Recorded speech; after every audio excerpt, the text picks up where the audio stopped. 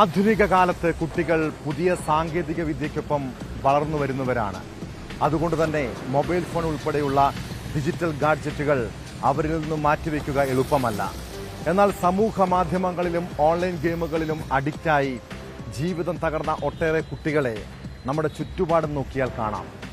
ഇങ്ങനെ കുട്ടികളുടെ സ്വഭാവത്തിലും കാര്യമായ വ്യത്യാസങ്ങൾ സംഭവിക്കുന്നുണ്ട്. വർദ്ധിച്ചുവരുന്ന അക്രമ സ്വഭാവം, അലസത, വിഷാദരോഗം എന്നിവ കുട്ടികളിലും കൗമാരക്കാരിലും പ്രകടമാണ്. അതിലും അപകടകരം സമൂഹ മാധ്യമങ്ങളിലെ കെണിയാണ്. യാതൊരു പരിചയവുമില്ലാത്തവരായി സൗഹൃദം, പ്രണയം, ഒടുവിൽ ചതിയിൽപ്പെട്ട് ഭാവി ജീവിതം പോലും തകരുന്ന അവസ്ഥ. പത്തനംതിട്ടയിൽ പ്രായപൂർത്തിയാകാത്ത പെൺകുട്ടിയെ 9 പേർ ചേർന്ന് പീഡിപ്പിച്ച സംഭവത്തെക്കുറിച്ച് അറിയണം. ഇൻസ്റ്റഗ്രാമിലൂടെ പരിചയപ്പെട്ടവരാണ് 7ാം ക്ലാസ് മുതൽ 5 വർഷക്കാലത്തോളം അവളെ ലൈംഗികമായി ചൂഷണം ചെയ്തത്. ഇതോടൊപ്പം ഓൺലൈൻ തട്ടിപ്പുകൾ ഒരുക്കുന്ന കെണിയും ഉൾപ്പെടെ വിശദമായി പരിശോധിക്കുകയാണ് പോലീസ് പട്രോൾ. സ്വാഗതം.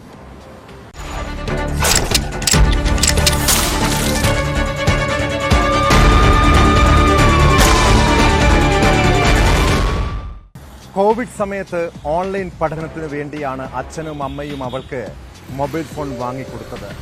പിന്നെ അവളുടെ ലോകം മൊബൈലും സമൂഹ മാധ്യമങ്ങളുമായിരുന്നു. ലോക്ക്ഡൌൺ എല്ലാം കഴിഞ്ഞ് അച്ഛനും അമ്മയും ജോലിക്ക് പോകാൻ തുടങ്ങിയപ്പോൾ വീട്ടിൽ ആ പെൺകുട്ടി തനിച്ചായി. പിന്നെ ഇൻസ്റ്റഗ്രാമിലെ സൗഹൃദങ്ങളായിരുന്നു കൂട്ട്. പതിയെ അപരിചിതരായ പലരും അവളുടെ സൗഹൃദം തേടിയെത്തി. പിന്നെ പ്രണയക്കെണി. 7ാം ക്ലാസ്സിൽ പഠിക്കുമ്പോഴാണ് ഒരു ഇൻസ്റ്റഗ്രാം സുഹൃത്ത് പത്തനംതിട്ട അടൂരിലെ പെൺകുട്ടിയെ ആദ്യമായി ലൈംഗികമായി ചൂഷണം ചെയ്തത്. പിന്നെ കൗതുകം നിറഞ്ഞ ഈ ലോകത്ത് അവളുടെ സൗഹൃദത്തിന്റെ പരിധി വിട്ടു. കൗൺസിലിംഗിന് നടത്തിയ വെളിപ്പെടുത്തൽ ഞെട്ടിപ്പിക്കുന്നതായിരുന്നു. കഴിഞ്ഞ 5 വർഷത്തിനിടെ 9 പേരാണ് ആ പെൺകുട്ടിയെ പീഡിപ്പിച്ചത്. കേസിൽ 5 പ്രതികൾ അറസ്റ്റിലായി. പോക്സോ നിയമപ്രകാരമാണ് പോലീസ് ഇവർക്കെതിരെ കേസെടുത്തിട്ടുള്ളത്.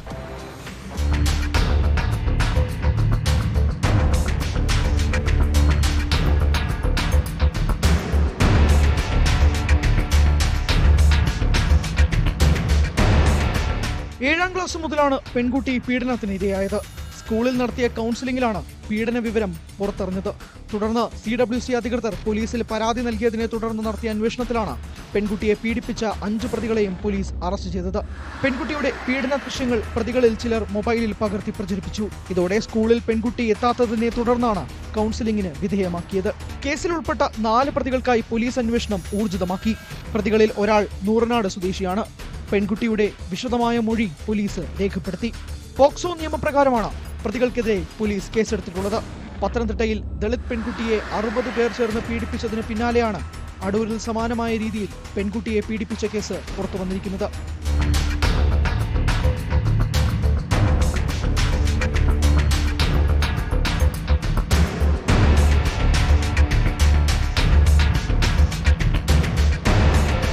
ന്യൂസ് 18 പത്തനംതിട്ട.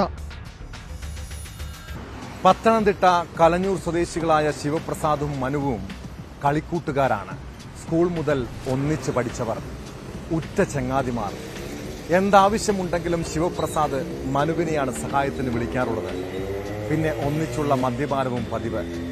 കഴിഞ്ഞ ദിവസം ശിവപ്രസാദിന്റെ പുരയിടത്തിൽ ചെറിയ പണികൾക്കായി JCB ഡ്രൈവറായ മനുവിനെ വിളിച്ചിരുന്നു. പണി കഴിഞ്ഞപ്പോൾ ഇരുവരും ഒന്നിച്ചിരുന്ന് മദ്യപിച്ചു. അതിനിടെ ഉണ്ടായ ചെറിയ വാക്കുതർക്കം പരിധി വിട്ടു. കയ്യാങ്കളിക്കിടെ ശിവപ്രസാദ് സുഹൃത്ത് മനുവിനെ ക്രൂരമായി മർദ്ദിച്ചു. അബോധാവസ്ഥയിലായ മനുവിനെ ആശുപത്രിയിൽ എത്തിച്ചപ്പോഴേക്കും മരണം സംഭവിച്ചിരുന്നു. കേസിൽ ശിവപ്രസാദിനെ പോലീസ് അറസ്റ്റ് ചെയ്തു.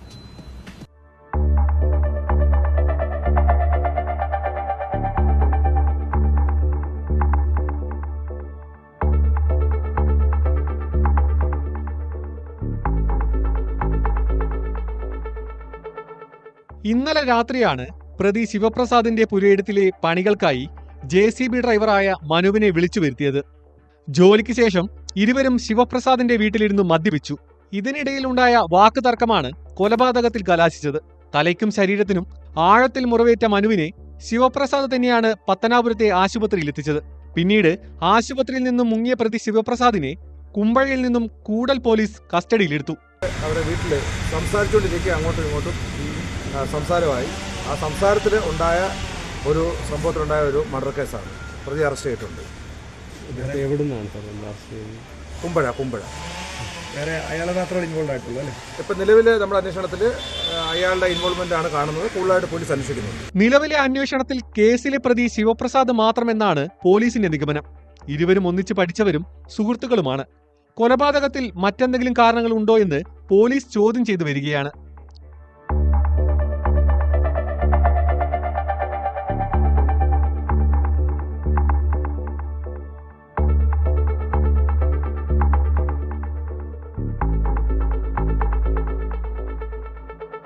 ന്യൂസ് 18 പത്തനംതിട്ട. ചെറിയ വാക്കുതർക്കങ്ങൾ പോലും കൊലപാതകത്തിൽ കലാശിക്കുന്ന സംഭവങ്ങൾ പതിവായി കേൾക്കുന്നുണ്ട്. മലപ്പുറം പൊന്നാനിയിൽ സുഹൃത്തുക്കളുടെ മർദ്ദനമേറ്റ് ചികിത്സയിലായിരുന്ന യുവാവ് മരിച്ചെന്ന വാർത്ത ഞെട്ടിപ്പിക്കുന്നതാണ്. പൊന്നാനി സ്വദേശി കബീർ എന്ന 33-കാരനാണ് തൃശൂർ മെഡിക്കൽ കോളേജ് ആശുപത്രിയിൽ ചികിത്സയിലിരിക്കെ മരിച്ചത്. കബീറിനെ ആശുപത്രിയിലാക്കി രക്ഷപ്പെട്ട സംഘത്തിലെ ഒരാൾ പൊന്നാനി പോലീസിന്റെ കസ്റ്റഡിയിലായി. മറ്റു പ്രതികൾക്ക് വേണ്ടി അന്വേഷണം ഊർജിതമാക്കിയിട്ടുണ്ട്.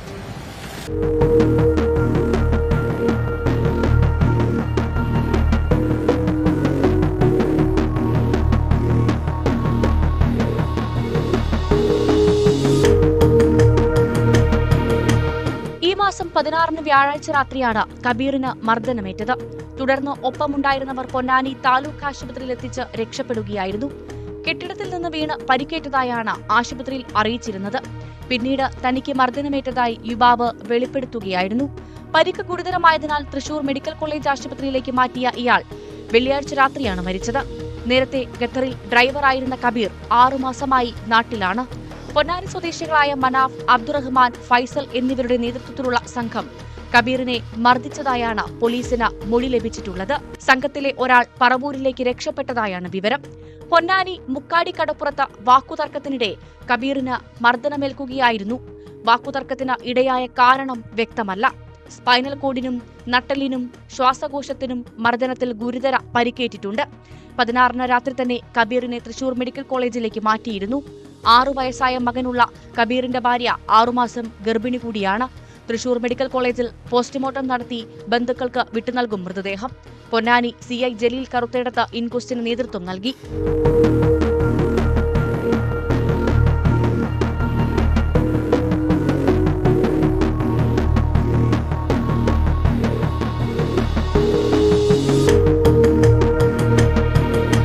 ന്യൂസ് 18 തിരൂർ.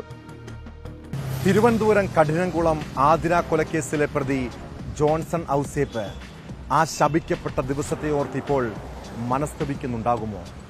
ഒരു യുവതിയുടെ ജീവനെടുത്തതോടെ ആ ഒരു കുടുംബത്തിന്റെ അവസ്ഥ എത്രത്തോളം സങ്കടപ്പെടുത്തുന്നതാണ്. ജോൺസന്റെ 3 മക്കളും ആ അച്ഛനെ ഓർത്ത് ലജ്ജിക്കുന്നുണ്ട്. ആത്മഹത്യക്ക് ശ്രമിച്ച് കോട്ടയം മെഡിക്കൽ കോളേജിൽ ചികിത്സയിലുള്ള ജോൺസൺ കുറ്റമെല്ലാം സമ്മതിച്ചു. ആരോഗ്യനിലയിൽ പുരോഗതിയുള്ളതിനാൽ 2 ദിവസത്തിനുള്ളിൽ പ്രതിയുടെ അറസ്റ്റ് രേഖപ്പെടുത്തും. തുടർന്ന് ചോദ്യം ചെയ്യലും തെളിവെടുപ്പ് നടത്താനാണ് പോലീസിന്റെ നീക്കം.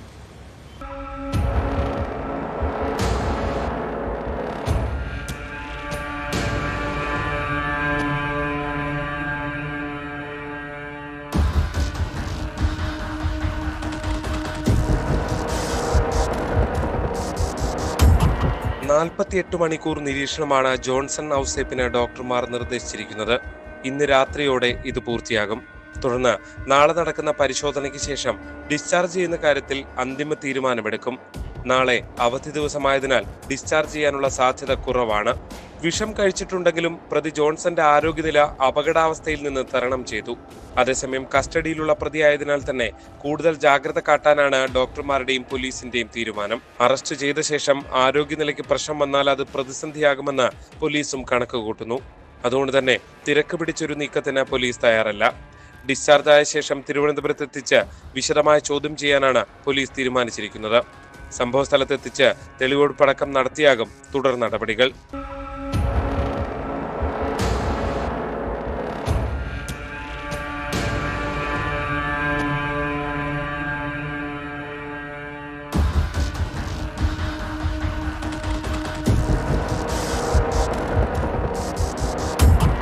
G Sreejith, news 18 Kottayam.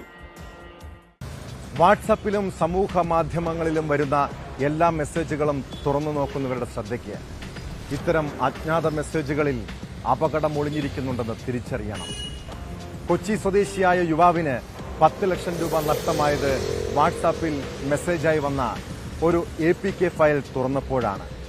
കേസിൽ കൊച്ചി സൈബർ പോലീസിന്റെ അന്വേഷണം ചെന്നെത്തിയത് ഇന്ത്യയിലെ സൈബർ തട്ടിപ്പ് ശൃംഖലയിലെ പ്രധാന കണ്ണിയിലേക്കാണ്. കേസിൽ പശ്ചിമ ബംഗാൾ സ്വദേശി ധീരജ് ഗിരിയെ പോലീസ് അറസ്റ്റ് ചെയ്തു.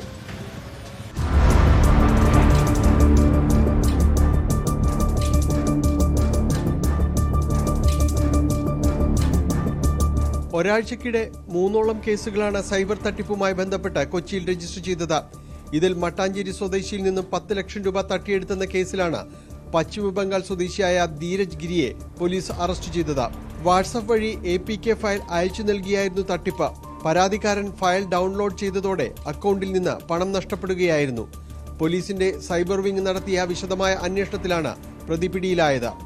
ഇയാളിൽ നിന്ന് നിരവധി ബാങ്ക് പാസ്ബുക്കുകളും ATM കാർഡുകളും കണ്ടെത്തിയിട്ടുണ്ട്. ഇന്ത്യയിൽ സൈബർ തട്ടിപ്പുകൾ നടത്തുന്ന ശൃംഖലയിലെ പ്രധാന കണ്ണിയാണ് ധീരജ് എന്നാണ് പോലീസിന്റെ കണ്ടെത്തൽ. കേസിൽ വരും ദിവസവും കൂടുതൽ അറസ്റ്റുണ്ടായേക്കും. സൈബർ കുറ്റകൃത്യങ്ങൾ വർദ്ധിച്ച സാഹചര്യത്തിൽ ജാഗ്രത വേണമെന്നും വാട്സാപ്പിലും മറ്റും വരുന്ന APK ഫയലുകൾ ഡൗൺലോഡ് ചെയ്യരുതെന്നും പോലീസ് മുന്നറിയിപ്പ് നൽകി. To a victim, Muhammad Ali, a APK file came to his WhatsApp. So his son unknowingly opened that APK file. Trading app വഴി 24 ലക്ഷം രൂപ തട്ടിയ കേസിൽ ഇൻഫോ പാർക്ക് പോലീസ് ഇന്നലെ 2 പേരെ അറസ്റ്റ് ചെയ്തിരുന്നു. ഇരട്ടി ലാഭം വാഗ്ദാനം ചെയ്ത റിട്ടയർഡ് ഹൈക്കോടതി ജഡ്ജിയിൽ നിന്ന് 90 ലക്ഷം രൂപയായിരുന്നു ഓൺലൈൻ വഴി കഴിഞ്ഞ ദിവസം തട്ടിയെടുത്തത്.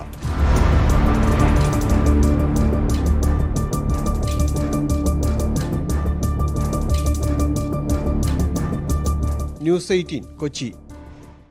നമ്മുടെ ക്രെഡിറ്റ് കാർഡ് നമ്പറും ആധാർ നമ്പറും ബാങ്ക് അക്കൗണ്ട് വിവരങ്ങളുമെല്ലാം സൈബർ തട്ടിപ്പ് സംഘങ്ങളുടെ കൈവശമുണ്ട് കേട്ടോ. കഴിഞ്ഞ ദിവസം തിരുവനന്തപുരത്തെ ഒരു അധ്യാപകനെ വെർച്വൽ അറസ്റ്റ് ചെയ്ത് പണം തട്ടാൻ ശ്രമിച്ചതിനെ കുറിച്ച് അറിഞ്ഞാൽ ആരും ഒന്ന് ഭയന്നു പോകും. മുംബൈ പോലീസും CBIയും ചമഞ്ഞ് ഫോണിൽ ബന്ധപ്പെട്ട തട്ടിപ്പ് സംഘം 3 മണിക്കൂറോളം അധ്യാപകനെ മുൾമുനയിൽ നിർത്തി. ആധാർ വിവരങ്ങളും അക്കൗണ്ട് വിവരങ്ങളും പറഞ്ഞതോടെ ആദ്യം വിശ്വസിച്ച അധ്യാപകനെ തട്ടിപ്പിൽ നിന്നും രക്ഷപ്പെടുത്തിയത് അദ്ദേഹത്തിന്റെ മകന്റെയും പോലീസുകാരുടെയും ബുദ്ധിപരമായ നീക്കമാണ്. ഓൺലൈൻ സംഘത്തിന്റെ പുതിയ തട്ടിപ്പ് രീതി എങ്ങനെയാണെന്ന് ഈ വാർത്ത കണ്ടാൽ മനസ്സിലാകും.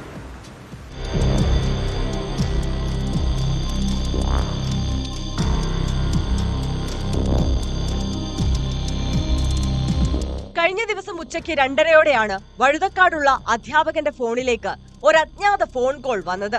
അധ്യാപകന് SBIയിൽ അക്കൗണ്ട് ഉണ്ടെന്ന് മനസ്സിലാക്കിയ തട്ടിപ്പ് സംഘം മുംബൈയിലെ കസ്റ്റമർ കെയറിൽ നിന്ന് വിളിക്കുന്നതായാണ് പറഞ്ഞത്. സംഭാഷണമെല്ലാം മലയാളത്തിൽ തന്നെ. വിശ്വസിക്കാനായി പേരും പദവിയുമെല്ലാം അധ്യാപകനോട് പറഞ്ഞു.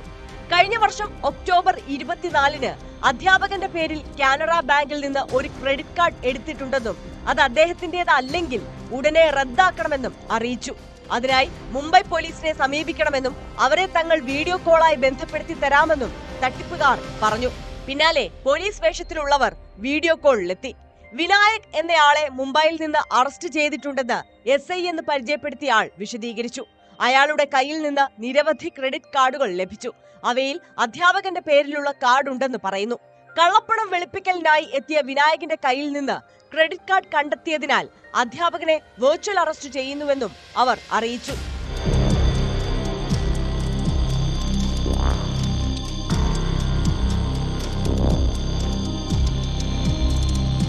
പിന്നാലെ CBIയും വീഡിയോ കോളിൽ എത്തി.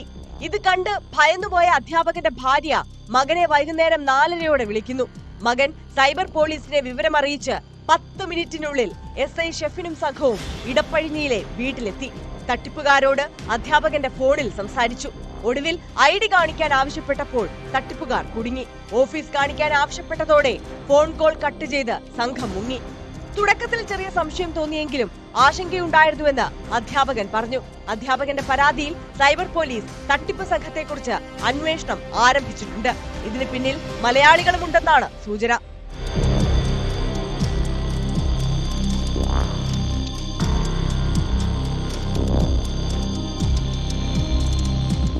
News desk news 18. മാതാപിതാക്കൾ മക്കളെ നന്നായി വളർത്തിയില്ലെങ്കിൽ അവർ നാട്ടുകാരുടെയും പോലീസിന്റെയും തല്ലുകൊള്ളും കേട്ടോ. പിന്നെ ദുഃഖിച്ചിട്ട് കാര്യമില്ല.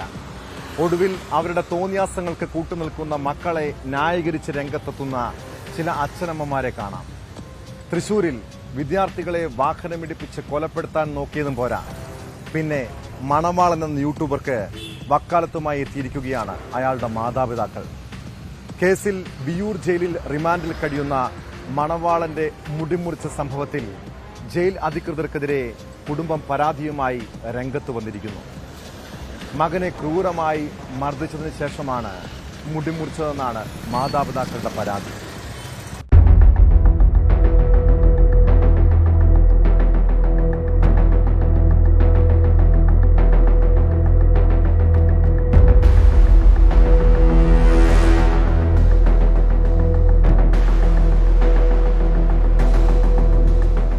കേരളവർമ്മ കോളേജിലെ വിദ്യാർത്ഥികളെ കാറിടിപ്പിച്ച് കൊലപ്പെടുത്താൻ ശ്രമിച്ചുവെന്ന കേസിൽ തൃശൂർ ജില്ലാ ജയിലിൽ റിമാൻഡിൽ കഴിയുന്നതിനിടെ കഴിഞ്ഞ ദിവസമാണ് യൂട്യൂബർ മണവാളന്റെ മുടി ജയിൽ അധികൃതർ മുറിച്ചുമാറ്റിയത്. മുടി മുറിച്ചതോടെ മാനസികാസ്വാസ്ഥ്യം അനുഭവപ്പെട്ട മുഹമ്മദ് ഷാഹിൻ ഷായെ തൃശൂരിലെ മാനസികാരോഗ്യ കേന്ദ്രത്തിൽ പ്രവേശിപ്പിക്കുകയും ചെയ്തു. സംഭവത്തിലാണ് ജയിൽ അധികൃതർക്കെതിരെ ഗുരുതരാരോപണവുമായി കുടുംബം രംഗത്തെത്തുന്നത്. അവനെ ഞങ്ങൾ സമാധാനിപ്പിച്ചതിന് ശേഷം ചോദിക്കുണ്ടായത് എന്തുണ്ടായി മോനിയാണ്.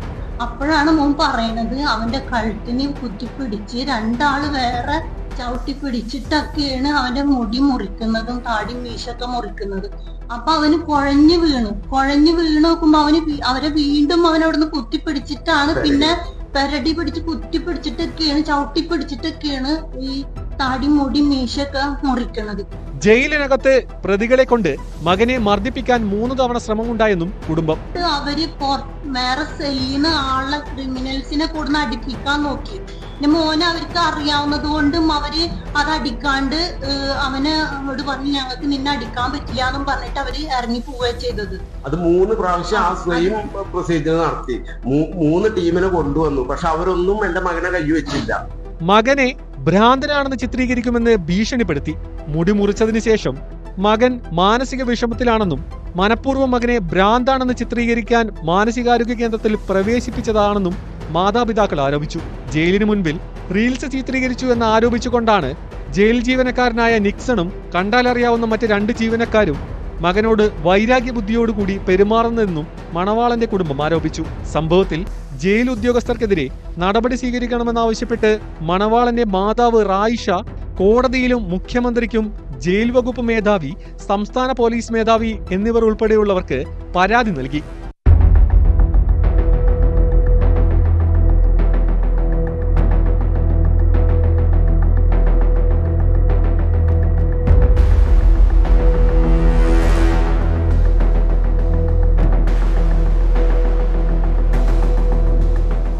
ന്യൂസ് 18 തൃശൂർ. അയൽത്തർക്കത്തിന്റെ വിരോധത്താൽ ബലിയാടാകേണ്ടി വരുന്നത് പലപ്പോഴും കുട്ടികളാണ്. മുതിർന്നവർ തമ്മിലുണ്ടാകുന്ന കുടിപ്പകയിൽ പ്രതികരണശേഷിയില്ലാത്ത കുട്ടികളെ ഉപദ്രവിച്ചാകും ചിലർ പക തീർക്കുന്നത്. കൊല്ലം ചടയമംഗലത്ത് 14-കാരിയെ വീട്ടിൽ കയറി മർദ്ദിച്ച 52-കാരനെ പോലീസ് അറസ്റ്റ് ചെയ്തു. അയൽവാസികൾ തമ്മിലുള്ള വിരോധത്തെ തുടർന്ന് ശ്രീകുമാർ എന്നയാളിനെതിരെ കുട്ടിയുടെ കുടുംബം നേരത്തെ പരാതി നൽകിയിരുന്നു. ഇതിന്റെ പ്രതികാരമായിട്ടാണ് ഇയാൾ കുട്ടിക്ക് നേരെ ആക്രമണം നടത്തിയത്. കേസിൽ ചടയമംഗലം പോലീസ് പ്രതിയെ അറസ്റ്റ് ചെയ്തു.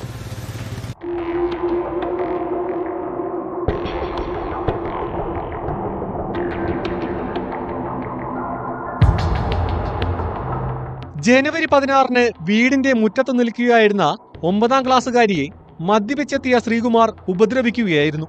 കുട്ടിയുടെ മുടിക്ക് കുത്തിപ്പിടിച്ച് അടിക്കുകയും അസഭ്യം പറയുകയുമായിരുന്നെന്നാണ് പരാതി. കുട്ടി ഉറക്കെ നിലവിളിച്ചപ്പോൾ വാ പൊത്തിപ്പിടിച്ച് അടിച്ച് തറയിൽ തള്ളിയിടുകയും ചെയ്തു. കുട്ടി ഉച്ചത്തിൽ നിലവിളിക്കുന്നതിനിടയിൽ അതുവഴി വന്ന എക്സൈസ് വാഹനം കണ്ട് ഇയാൾ അവിടെ നിന്നു രക്ഷപ്പെട്ടു. തുടർന്ന് മർദ്ദനമേറ്റ കുട്ടിയെ ബന്ധുക്കൾ ചടയമംഗലത്തെ ആശുപത്രിയിൽ എത്തിച്ച് ചികിത്സ നൽകി.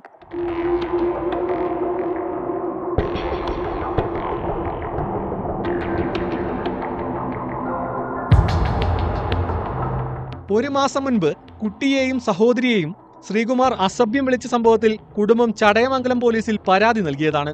ഇതിന്റെ വൈരാഗ്യത്തിലാണ് ശ്രീകുമാർ കുട്ടിയെ മർദ്ദിച്ചതെന്ന് പോലീസ് പറഞ്ഞു. മാതാപിതാക്കളുടെ പരാതിയിൽ കുട്ടിയുടെ മൊഴി രേഖപ്പെടുത്തിയ ചടയമംഗലം പോലീസ് പ്രതിക്കെതിരെ ജാമ്യമില്ലാ വകുപ്പ് പ്രകാരം കേസെടുക്കുകയായിരുന്നു. ചടയമംഗലം പോലീസ് അറസ്റ്റ് രേഖപ്പെടുത്തിയ പ്രതിയെ കോടതിയിൽ ഹാജരാക്കി റിമാൻഡ് ചെയ്തു.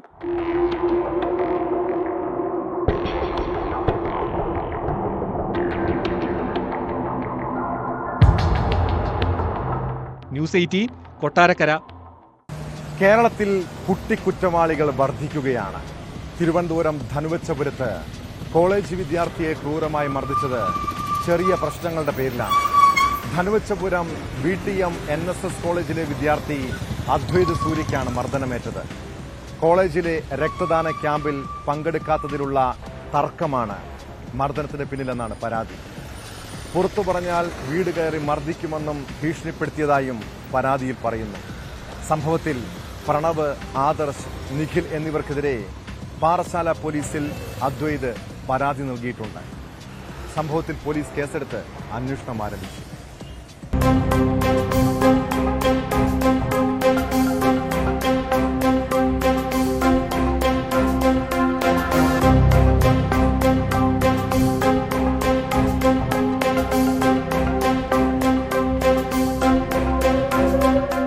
രക്തദാന ക്യാമ്പിൽ പങ്കെടുക്കാൻ വിസമ്മതിച്ചതിനാലാണ് ധനുവച്ചപുരം VTM NSS കോളേജിലെ വിദ്യാർത്ഥി അദ്വൈത് B സൂര്യയ്ക്ക് മർദ്ദനമേറ്റത്. 2ാം വർഷ പൊളിറ്റിക്കൽ സയൻസ് വിദ്യാർത്ഥിയാണ് അദ്വൈത്. സംഭവത്തിൽ സഹപാഠികളായ പ്രണവ്, ആദർശ്, നിഖിൽ എന്നിവർക്കെതിരെ വിദ്യാർത്ഥി പാറശാല പോലീസിൽ പരാതി നൽകി. അന്ന് 22-ാം തീയതി സംഭവിച്ചത്, ഞാൻ എൻ്റെ ആദ്യത്തെ ക്ലാസ് കഴിഞ്ഞ് 2ാമത്തെ ക്ലാസ്സിലോട്ട് പോകുന്നതിൻ്റെ വഴിയിൽ എന്നെ വിളിച്ച് ബ്ലഡ് ഡൊണേറ്റ് ചെയ്യണമെന്ന് പറഞ്ഞു. അപ്പം ഞാൻ അങ്ങോട്ട് പോയി സംസാരിച്ച് ബ്ലഡ് ഡൊണേറ്റ് ചെയ്യാൻ പറഞ്ഞു. ഞാൻ പറഞ്ഞു ഇല്ല ഏട്ടാ, 1.5 മാസം ആയതേ ഉള്ളൂ ബ്ലഡ് കൊടുത്തിട്ട്, ഞാൻ കൊടുക്കാൻ പറ്റില്ല എന്ന് പറഞ്ഞ് 6 മാസത്തിന് ശേഷം ഇനി ഡോക്ടർ പറഞ്ഞ് കൊടുക്കാവോ എന്ന് പറഞ്ഞ്. കൊടുക്കാൻ പറ്റില്ല, നീ കൊടുക്കും, നിനക്ക് തടിയുള്ളതല്ലേ, നീ കൊടുത്തെന്ന് പറഞ്ഞ് നീ ഇപ്പോൾ ബ്ലഡ് കൊടുത്തെന്ന് ചത്തൊന്നും പോകില്ല എന്നൊക്കെ പറഞ്ഞു. ഞാൻ പറഞ്ഞ് ഇല്ല ഏട്ടാ കൊടുക്കില്ല എന്ന് പറഞ്ഞപ്പം പ്രണവെന്ന് പറയുന്ന പുള്ളി എൻ്റെ ചെകിടത്തടിക്കുകയും അതിനുശേഷം എൻ്റെ ചെവിയുടെ ഈ ബാക്ക് സൈഡ് അടിക്കുകയും ചെയ്തു. അതിനുശേഷം ആദർശ് കൈ മുറുക്കി എൻ്റെ ബാക്ക് പെടലി ഇവിടെ അടിച്ച്, കഴുത്തിൻ്റെ ബാക്ക് സൈഡ് അടിച്ച്. വേറെ 2 പേര് കൈ പറയെ കെട്ടി എൻ്റെ കുറുക്കിൽ 3-4 ഇടിയിടിച്ച്. പ്രണവ് വന്നിട്ട് എന്നെ ചവിട്ടി, എൻ്റെ വയറ്റിൻ്റെ അടിവയറ്റിൻ്റെ ഇവിടെ ചവിട്ടി. ഇതാണ് സംഭവിച്ചത്. ഇക്കഴിഞ്ഞ 22-നാണ് കോളേജിൽ രക്തദാന ക്യാമ്പ് സംഘടിപ്പിച്ചത്. ചില ആരോഗ്യ കാരണങ്ങളാൽ അദ്വൈതിന് രക്തം ദാനം ചെയ്യാൻ സാധിച്ചില്ല. രക്തം നൽകാത്തത് മൂവർ സംഘത്തെ ചൊടിപ്പിച്ചെന്നും തുടർന്ന് സംഘം ചേർന്ന് മർദ്ദിച്ചെന്നുമാണ് അദ്വൈതിന്റെ പരാതി. മർദ്ദിച്ച വിവരം പുറത്തു പറഞ്ഞാൽ വീട് കയറി മർദ്ദിക്കുമെന്നും ഭീഷണിപ്പെടുത്തിയതായി പരാതിയിൽ പറയുന്നു. ഇതിനു മുമ്പും സമാനമായ മർദ്ദനത്തിന് ഇരയായതായും അദ്വൈത് ആരോപിച്ചു. പലതവണ ഇതിനു മുന്നേ മർദ്ദിച്ചിട്ടുണ്ടെന്നാണ് ഇപ്പോൾ അറിയുന്നത്. ഇതിനു മുമ്പ് മർദ്ദനങ്ങളൊന്നും പുറത്ത് പറഞ്ഞിട്ടില്ല. കൊല്ലുമെന്നുള്ള ഭീഷണിയുണ്ട്, അവൻ അത് വിശ്വസിച്ച് വീട്ടിൽ പറഞ്ഞില്ല. ഇപ്പോൾ പബ്ലിക്കായിട്ട് അവിടെ ഇരുന്ന് എല്ലാ കുട്ടികളും കണ്ടതുകൊണ്ടാണ് ഇവൻ വന്ന് പുറത്ത് പറഞ്ഞതും എല്ലാവരും അറിഞ്ഞതും. അതിനുശേഷം അതുകൊണ്ട് ഇത്രയും ഭീകരമായിട്ടുള്ള ഒരു മർദ്ദനമാണ്. അതിൻ്റെ നിയമ നടപടികൾ എല്ലാ വിധത്തിലും മുന്നോട്ട് അതിശക്തമായിട്ട് പോകും. കോളേജിന്റെ നിലപാട് കൂടി ലഭിച്ച ശേഷം തുടർ നടപടിയെടുക്കുമെന്ന് പാറശാല പോലീസും വ്യക്തമാക്കി.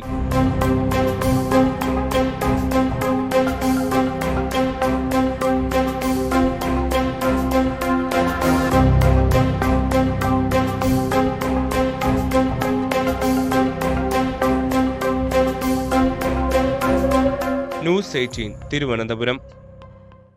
പോലീസ് പട്രോൾ ഇനി പോകുന്നത് കർണാടക മംഗളൂരുവിലേക്കാണ്. മംഗളൂരു സദാചാര ഗുണ്ട ആക്രമണ കേസിൽ കൂടുതൽ പ്രതികൾക്കായി അന്വേഷണം ഊർജിതം. കേസിൽ അറസ്റ്റിലായ രാമസേന സ്ഥാപകൻ പ്രസാദ് ഉൾപ്പെടെ 14 പ്രതികളെയും റിമാൻഡ് ചെയ്തു. സലൂൺ അടിച്ചു തകർക്കുകയും ജീവനക്കാരെ കയ്യേറ്റം ചെയ്തുവെന്നുമാണ് കേസ്. സംഭവം ആസൂത്രിതമെന്നാണ് പോലീസ് നൽകുന്ന വിവരം. ഇത്തരം തീവ്ര നിലപാടുള്ള സംഘടനകളെ കേന്ദ്രീകരിച്ച് നിരീക്ഷണം ശക്തമാക്കിയിട്ടുണ്ട്.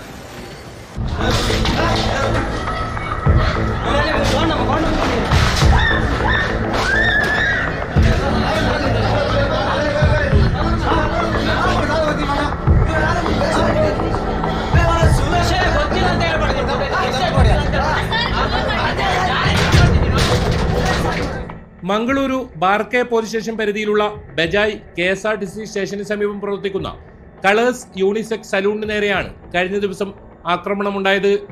മസാജ് പാർലറിൽ അനധികൃത പ്രവർത്തനങ്ങൾ നടക്കുന്നുവെന്നാരോപിച്ചായിരുന്നു ആക്രമണം. സലൂണിലേക്ക് ഇരച്ചുകയറിയെത്തിയ സംഘം വനിതാ ജീവനക്കാരെ അസഭ്യം പറയുകയും പാർലറിലെ ഉപകരണങ്ങൾ നശിപ്പിക്കുകയും ജീവനക്കാരെ ആക്രമിക്കുകയും ചെയ്തുവെന്നാണ് കേസ്.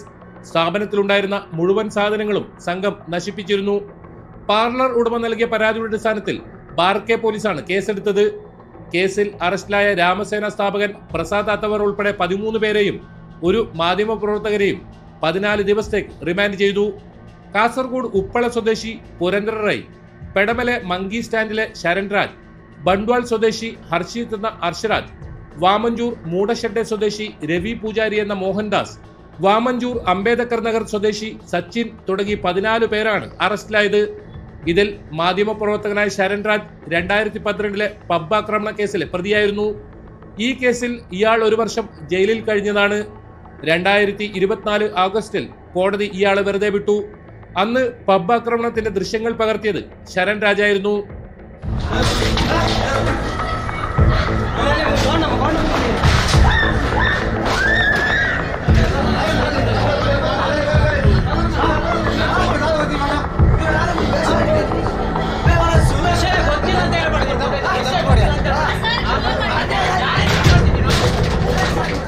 കേസിൽ കൂടുതൽ പ്രതികൾക്കായി പോലീസ് അന്വേഷണം ഊർജിതമാക്കി.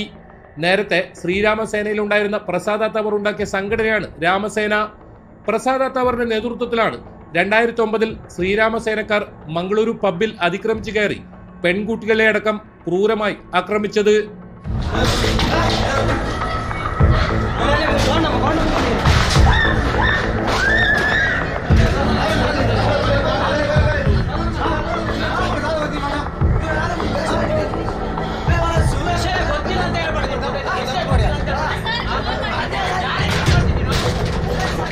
News bureau, Mangaluru.